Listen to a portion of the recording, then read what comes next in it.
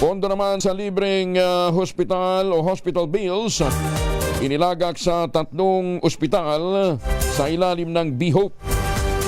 Detalye ng balita mula kay Jun Di Makutak, RS19. Assalamualaikum, Brother Jun. Alaikum assalam, Brother Angel.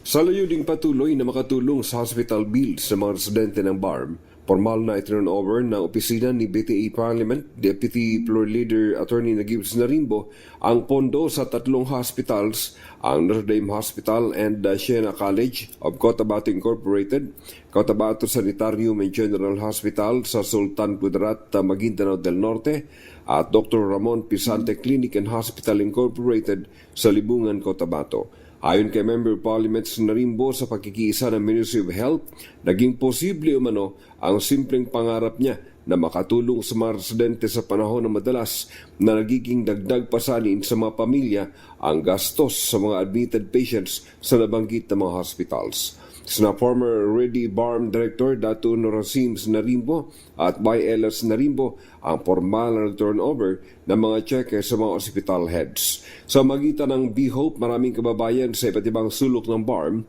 ang natutulungan ng programang ito na may ibsa ng gastusin sa hospital na kadalas ay problema ng mga kapuspalad na pamilya kung saan kukuha ng pambayad.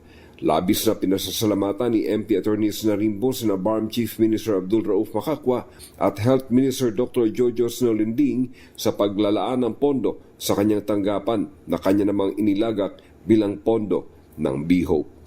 Ngayong darating na Lunes, maaari na umanong ma-avail ang pondong ito. May aayusin lang umano sa ilang proseso bilang guideline sa pag-avail ng hospital assistance na ito mula sa B-Hope.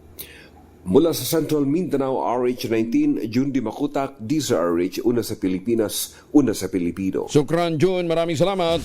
Maganda umaga, Pilipinas!